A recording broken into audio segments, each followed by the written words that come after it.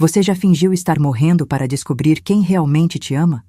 Eu fingi ter Alzheimer por 2 anos, e o que descobri me fez questionar se valeu a pena ter filhos.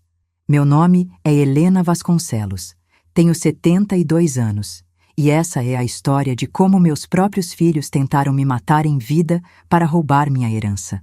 Mas o que eles não sabiam é que eu estava escutando cada palavra, gravando cada conversa, anotando cada mentira. E quando chegou a hora da verdade, quem estava morto para quem se inverteu completamente. Era dezembro de 2023, uma quinta-feira abafada de verão paulistano. Eu estava voltando do banheiro do escritório do Dr. Marcelo Aguiar, meu advogado de família há 15 anos, quando ouvi meu nome sendo pronunciado na sala ao lado. O ar-condicionado zumbia alto, mas consegui distinguir perfeitamente a voz grave do meu filho mais velho, Roberto. Nossa mãe já morreu para nós, doutor. Ela tem Alzheimer. Não vai nem saber o que está acontecendo. O café frio na xícara que eu segurava tremeu em minhas mãos. Não pela suposta demência que eu fingia há 2 anos, mas pelo choque visceral de ouvir um filho declarando que sua mãe estava morta. Morta para eles. Morta em vida. Encostei-me na parede do corredor, meu coração acelerado como se tivesse subido 10 lances de escada. Era isso então. Depois de 65 anos criando, alimentando, educando e protegendo aqueles 3 filhos, eles estavam ali, a poucos metros de mim, planejando me apagar da existência para dividir meus 2 milhões de reais entre si. Doutor, a senhora já não reconhece nem os próprios filhos, continuou Roberto, e eu quase ri da ironia. Eu os reconhecia, sim. Reconhecia perfeitamente os 3 vermes gananciosos que eu havia parido. O processo de interdição precisa ser rápido. Minha mãe pode piorar a qualquer momento. Dr. Aguiar pigarreou desconfortavelmente. Olha, Roberto, isso é delicado. Sua mãe sempre foi uma mulher muito lúcida. Preciso de laudos médicos consistentes, documentação que comprove a incapacidade... Doutor, a voz da minha filha do meio, Mariana, cortou o ar como uma lâmina. Minha mãe, semana passada, esqueceu como usar o micro-ondas. Ela fica horas olhando para a parede babando. É questão de humanidade interná-la numa clínica especializada. Humanidade. A palavra ecoou em minha cabeça como um tapa na cara. Eles chamavam de humanidade o ato de me trancafiar num asilo para idosos dementes enquanto gastavam meu dinheiro. O dinheiro que eu havia juntado centavo por centavo durante 40 anos, trabalhando como contadora, investindo com cuidado, economizando em tudo para deixar uma herança digna para meus filhos. Naquele momento, parada no corredor daquele escritório no centro de São Paulo, com o barulho do trânsito da Rua Augusta ecoando pelas janelas, eu senti algo morrer dentro de mim. Não era a Helena ingênua que acreditava no amor incondicional materno. Era a última fagulha de esperança de que meus filhos, no fundo, me amavam de verdade. O que nasceu no lugar foi algo muito mais perigoso. Uma mulher de 70 anos, com 2 milhões de reais, uma mente afiada disfarçada de demência, e uma sede de justiça que faria qualquer vingadora de novela da Globo parecer amadora. Voltei para a sala com passos trôpegos propositais, derramando um pouco de café na blusa como se fosse um acidente. Oi, meus filhos. Murmurei com a voz pastosa que eu havia aperfeiçoado nos últimos meses. Onde estamos mesmo? Os 3 se entreolharam com aquele olhar que eu conhecia bem. Pena misturada com alívio. Pena da mãe doente. Alívio por ela não ter ouvido a conversa. Como eles estavam enganados.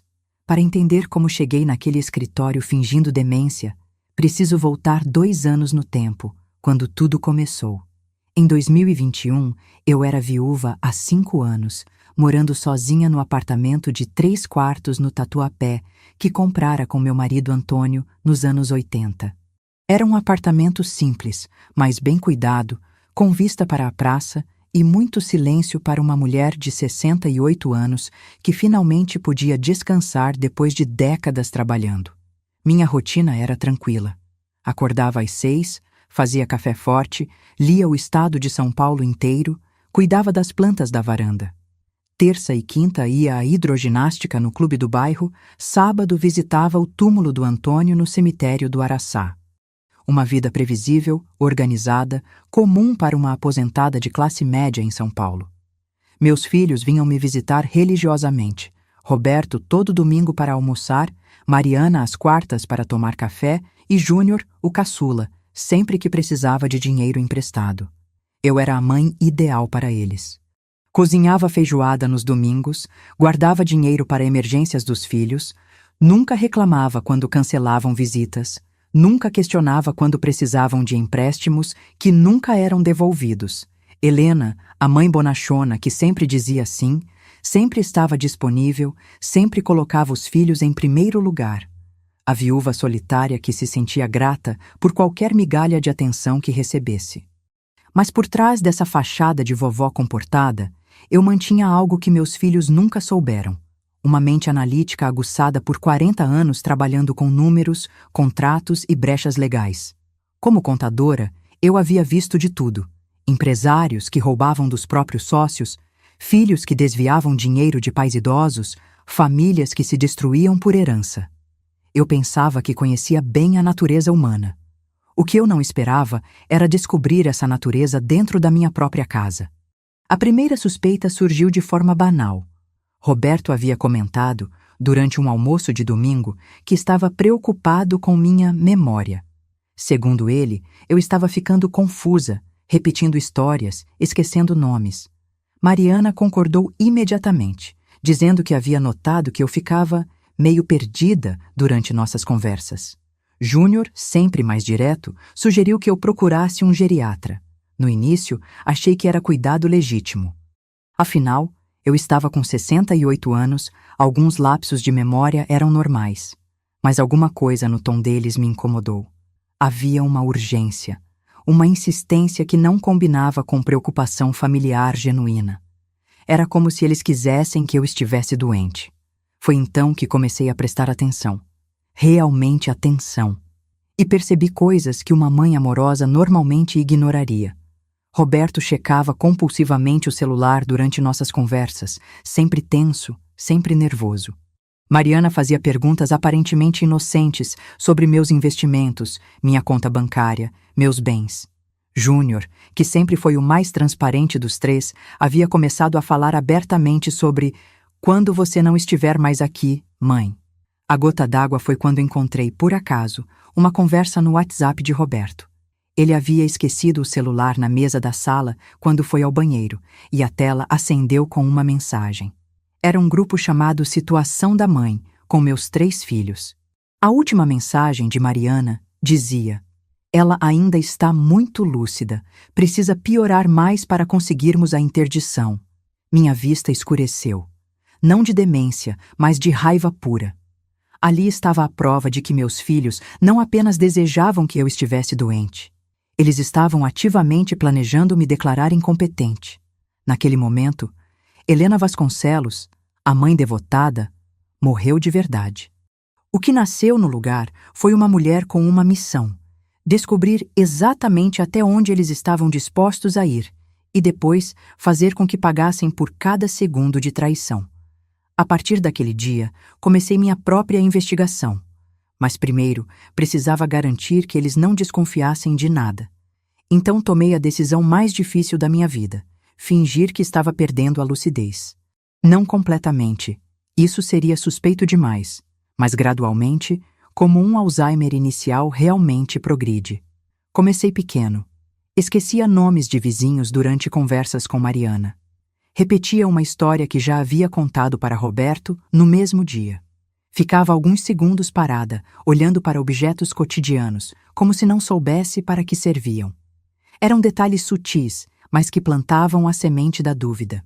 "Nossa, mãe, você contou essa história há 1 hora", Roberto dizia, e eu via o brilho de satisfação nos olhos dele. Eles começaram a se comportar diferente comigo. Falavam mais devagar, como se eu fosse uma criança. Explicavam coisas óbvias. Mariana chegou a sugerir que eu fizesse listas para não esquecer das coisas. "É normal, mãe, na sua idade", ela dizia com aquele tom condescendente que me fazia ranger os dentes por dentro. Por 2 meses, aperfeiçoei minha performance. Estudei sintomas online, assisti documentários sobre Alzheimer, Conversei com amigas que realmente cuidavam de parentes com demência. Precisava ser convincente, porque minha vida dependia disso. Literalmente. Se eles conseguissem me interditar, eu perderia não apenas meu dinheiro, mas minha autonomia, minha dignidade, minha existência legal. Durante esse período, instalei discretamente aplicativos de gravação no meu celular. Cada conversa com meus filhos era registrada. Quando eles vinham me visitar, eu deixava o telefone estrategicamente posicionado para captar tudo. Também comecei a fotografar documentos importantes, e-mails, qualquer coisa que pudesse ser usada como evidência. Meus dedos de 70 anos aprenderam a ser mais ágeis com a tecnologia do que eu jamais imaginara possível. O momento crucial chegou numa tarde de terça-feira, em outubro de 2023. Roberto apareceu em casa sem avisar, trazendo uma mulher que ele apresentou como doutora. Patrícia, uma geriatra especializada. Eu fingi confusão, perguntei várias vezes quem ela era, mantive minha representação. A médica fez perguntas básicas: que ano era, quem era o presidente, onde eu morava. Respondi algumas certas, outras erradas, sempre parecendo genuinamente confusa. Dona Helena, ela disse ao final, gostaria que a senhora fizesse alguns exames. É só uma precaução. Roberto se apressou em concordar. Minha mãe precisa de cuidados especializados, doutora. Nós estamos muito preocupados. Preocupados. A palavra soou oca na minha mente. Eles estavam preocupados, sim. Preocupados que eu fosse lúcida demais para ser enganada. Fiz os exames que eles pediram, sempre mantendo a interpretação. Era exaustivo fingir confusão quando cada fibra do meu ser queria gritar a verdade. Mas eu havia chegado longe demais para desistir. Durante o exame neurológico, quando o médico me pediu para desenhar um relógio, deliberadamente errei alguns números. Quando ele perguntou que ano era, hesitei antes de responder 2019. Dona Helena apresenta sinais compatíveis com demência de Alzheimer em estágio inicial. Foi o veredicto. Roberto quase não conseguiu disfarçar o alívio no rosto. Naquela noite, sozinha no meu apartamento, chorei pela primeira vez em meses. Não de tristeza, mas de raiva pura. Eu havia acabado de me declarar incompetente para salvar minha própria vida. Era a ironia mais amarga que eu poderia imaginar. Para provar que estava sã, precisava fingir estar louca. Mas ainda não tinha ouvido o pior. Isso aconteceu 2 semanas depois, quando Roberto me levou para aquela consulta com o Dr. Aguiar. Foi lá, encostada na parede daquele corredor, que descobri que meus filhos não queriam apenas meu dinheiro. Eles queriam me apagar, me declarar morta em vida. E naquele momento, eu soube que não poderia mais fingir ser vítima. Era hora de me tornar a predadora. Voltei daquele escritório transformada. Por fora, mantive a mesma Helena confusa e perdida que eles esperavam ver. Por dentro, havia uma máquina de guerra funcionando a todo vapor. Naquela mesma noite, sentada na minha cozinha com uma xícara de chá de camomila, comecei a planejar a investigação mais importante da minha vida. Primeiro, precisava mapear exatamente o que eles estavam planejando. No dia seguinte, quando Roberto veio me visitar, aspas, porque agora eu sabia que eram visitas de reconhecimento, fingi estar particularmente confusa. Filho, você pode me ajudar com umas papeladas? Perguntei com voz trêmula. Estou tão perdida? Roberto quase saltou da cadeira de animação. Claro, mãe, que papeladas! Levei-o até meu escritório, um cantinho do apartamento onde guardava documentos importantes. Estrategicamente, havia deixado algumas gavetas entreabertas, alguns papéis espalhados, criando a impressão de uma pessoa que já não conseguia se organizar. Enquanto ele me ajudava, eu o observava como um gato observa um rato. Roberto fotografou discretamente vários documentos, extratos bancários, certificados de investimento, escritura do apartamento. Mãe, você tem muito dinheiro parado na conta corrente, ele comentou, folheando meus extratos. Posso te ajudar a organizar melhor essas finanças? Ah, filho, eu não entendo mais nada disso, respondi, fingindo alívio. Você sempre foi bom com números, igual seu pai. Roberto sorriu, o sorriso de um predador que acabou de identificar uma presa fácil. Mas o que ele não sabia era que eu estava gravando toda a conversa pelo aplicativo que havia instalado no meu celular, escondido entre as plantas da mesa. Durante as semanas seguintes, intensifiquei minha performance de demência sempre que recebia visitas. Esquecia nomes, ficava confusa sobre onde estava, fingia não reconhecer objetos básicos. Mas quando estava sozinha, eu era a Helena mais focada e organizada que já fui na vida. Criei um arquivo digital com todas as gravações, organizei por data, transcrevi as partes mais importantes. Abri uma conta de e-mail secreta onde salvava tudo em duplicata. Mariana foi mais sutil que Roberto, mas não menos predatória.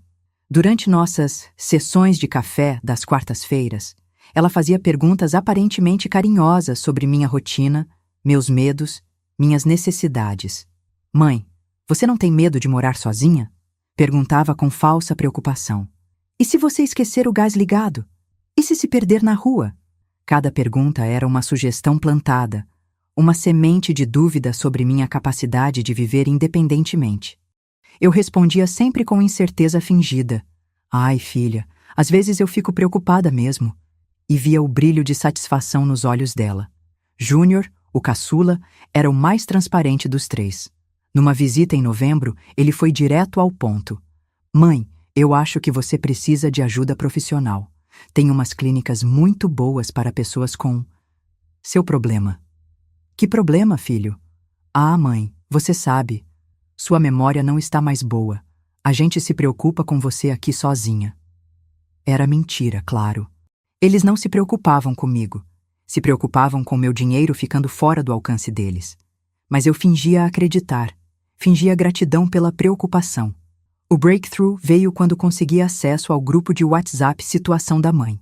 Roberto havia deixado o celular desbloqueado durante um almoço de domingo, e quando ele foi à cozinha buscar mais cerveja, fotografei rapidamente as conversas. O que li me fez o sangue gelar nas veias. Roberto. Doutor Aguiar disse que precisa de mais evidências da demência. Temos que acelerar. Mariana. Ela ainda cozinha, ainda paga contas. Não parece incapaz o suficiente. Júnior. E se a gente começar a esconder coisas dela? Tipo chaves, documentos? Daí ela fica mais confusa. Roberto. Boa ideia. E podemos falar com os vizinhos, plantar umas dúvidas sobre o comportamento dela. Mariana. Quanto tempo vocês acham que demora para conseguir a interdição? Roberto. Doutor Aguiar falou que com os laudos certos, uns 3 meses. Daí a gente pode vender o apartamento, liquidar os investimentos. Júnior. 2 milhões dividido por 3, dá uns 666 mil para cada um. O emoji do diabo no final da mensagem do meu filho caçula foi como um soco no estômago.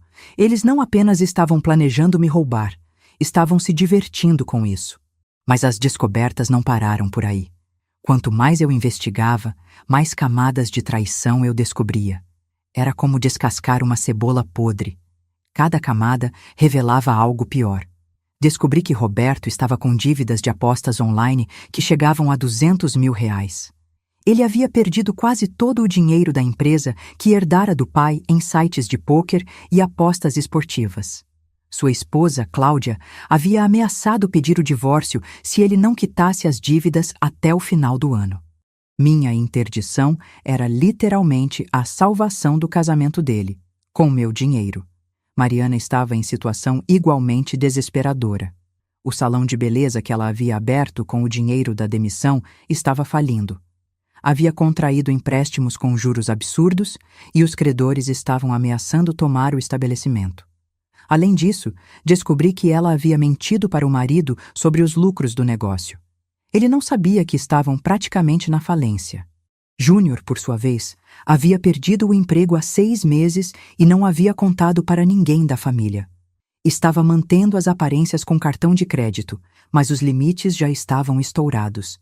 Ele havia até pensado em vender drogas para pagar as contas, segundo conversas que encontrei no celular dele quando consegui a senha, que pateticamente era minha data de nascimento. Todos os 3 estavam financeiramente desesperados e eu era a tábua de salvação deles. Mas não uma tábua que eles queriam dividir comigo, uma tábua que eles queriam tomar para si, me deixando afundar. A descoberta mais cruel veio através de Conceição, minha cuidadora. Sim, eles haviam contratado uma cuidadora para mim, parte da farsa para provar que eu precisava de supervisão constante. Conceição Santos, uma enfermeira de 50 anos, negra, mãe de 3 filhos, que eles pagavam uma merreca para cuidar da mãe louca. Mas Conceição era inteligente, muito inteligente. E depois de algumas semanas cuidando de mim, ela começou a suspeitar que algo não batia. Dona Helena, ela me disse numa tarde de dezembro, a senhora não me parece doente. Hesitei.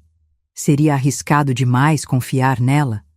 Mas alguma coisa no olhar de Conceição me transmitiu confiança. Talvez fosse o instinto de uma mulher reconhecendo outra, ou talvez fosse desespero mesmo. Decidi apostar. Conceição, respondi com minha voz normal, sem a pastosidade fingida. Eu não estou doente. Estou fingindo. Os olhos dela se arregalaram. Meu Deus do céu, eu sabia! Mas por que, dona? Contei tudo para ela. As conversas que ouvi, o grupo de WhatsApp, os planos de interdição. Conceição ficou indignada. Que filhos desgraçados, dona Helena, fazer isso com a própria mãe. E foi Conceição quem me trouxe a informação mais devastadora de todas. Ela havia ouvido, por acaso, uma conversa telefônica de Roberto com alguém chamado Dr. Figueiredo. Aparentemente, eles estavam tentando conseguir um segundo laudo médico que confirmasse minha incapacidade severa. Doutor, minha mãe está muito mal, Roberto havia dito ao telefone. Ontem, ela quase botou fogo na cozinha. Esqueceu uma panela no fogo por 3 horas. Está perigoso deixá-la sozinha. Era mentira, claro. Eu não havia cozinhado nada naquele dia. Havia pedido comida por delivery. Mas Roberto estava criando um histórico falso de acidentes e incidentes para justificar a internação forçada. E tem mais, dona Helena. Conceição continuou. Ouvi ele falando que depois que conseguir a interdição, vai te colocar numa clínica pública no interior. Não numa dessas clínicas boas, não. Numa que custa pouco, para sobrar mais dinheiro. Meu sangue gelou. Eles não queriam apenas meu dinheiro. Queriam me enterrar viva numa instituição de 5ª categoria, longe de São Paulo, longe de qualquer possibilidade de reverter a situação. Naquela noite, sozinha no meu quarto, senti uma frieza tomar conta de mim. Não era mais raiva, era algo mais profundo, mais perigoso. Era a transformação completa de Helena, a mãe devotada, em Helena, a vingadora calculista. Meus filhos haviam me ensinado que amor familiar era uma ilusão, que sangue do meu sangue podia ser meu maior inimigo. Agora eu ia ensinar para eles que subestimar uma mulher de 70 anos com 2 milhões de reais e 40 anos de experiência lidando com trapaças era o maior erro das vidas patéticas deles. A transformação não foi instantânea. Foi um processo que começou naquela noite de dezembro e se solidificou ao longo das semanas seguintes. Eu estava me preparando para uma guerra e, como toda boa estrategista, precisava conhecer meu campo de batalha. Primeiro, mapeei todos os pontos fracos dos meus inimigos. Roberto era viciado em jogos e mentiroso compulsivo. Sua esposa não sabia da real situação financeira deles. Mariana era orgulhosa demais para admitir que o negócio estava falindo. Vivia de aparências. Júnior era preguiçoso e dependente. Nunca havia enfrentado consequências reais pelos próprios atos. Segundo, identifiquei meus recursos. Além dos 2 milhões em investimentos e conta corrente, eu tinha algo muito mais valioso. Eles me consideravam incompetente. Era a camuflagem perfeita. Uma mulher com demência não representa ameaça para ninguém, não é mesmo? Pobres tolos. Terceiro, estabeleci minha rede de apoio. Conceição havia se tornado minha aliada mais preciosa. Ela não apenas me ajudava a manter a farsa da demência na frente dos filhos, como também se tornou minha espiã dentro de casa. Quando eles vinham me visitar, ela ficava por perto, observando, escutando, relatando tudo depois. Dona Helena, ela me disse numa tarde, seu filho Roberto mexeu nos seus papéis de novo. Fotografou uns documentos da gaveta. Que documentos, Conceição? Uns papéis do Itaú, daqueles de investimento. E ele ficou um tempão no telefone depois falando baixinho. Era hora de dar o primeiro passo da minha vingança. Mas não seria nada dramático. Seria sutil, quase imperceptível. Como uma boa partida de xadrez, eu começaria movendo os peões. No dia seguinte, quando Roberto veio almoçar, fingi estar particularmente confusa. "Filho", murmurei com voz trêmula. "Acho que alguém entrou aqui em casa. Minhas coisas estão diferentes." Roberto ficou tenso imediatamente. "Que coisas, mãe?" "Minhas joias, meus papéis." Estava tudo organizadinho, agora está bagunçado. Deixei um silêncio dramático. Será que foi ladrão? Vi o pânico nos olhos dele. Roberto sabia que havia mexido nas minhas coisas e agora estava com medo de que eu tivesse percebido, mesmo fingindo demência. "Mãe, talvez você que tenha mexido e esquecido." "Acontece, né?" "Será, filho?" Fiz cara de criança perdida. Às vezes eu fico tão confusa. Era delicioso ver Roberto se debatendo entre alívio e preocupação. Alívio, porque eu parecia genuinamente confusa. Preocupação, porque talvez eu ainda fosse capaz de notar coisas. Plantei a semente da dúvida na mente dele. Será que a mãe estava tão incapaz quanto parecia? Com Mariana, usei uma abordagem diferente. Durante um de nossos cafés de quarta-feira, comentei casualmente: "Filha, encontrei uns papéis estranhos aqui em casa. Não sei de onde vieram." "Que papéis, mãe?" Mostrei para ela algumas folhas em branco onde eu havia escrito números aleatoriamente, simulando uma pessoa com demência, tentando anotar informações. "Olha isso aqui, filha. Será que eu escrevi? Não me lembro." Mariana pegou as folhas, analisou os números. Reconheci a expressão. Ela estava tentando decifrar se eram informações sobre meus investimentos ou apenas rabiscos de uma mente confusa. "Mãe, acho melhor você não ficar escrevendo coisas. Pode confundir sua cabeça." "Mas e se for importante, filha? E se eu esquecer algo importante?" Mariana ficou visivelmente desconfortável. A última coisa que ela queria era que eu começasse a documentar coisas, mesmo que de forma confusa.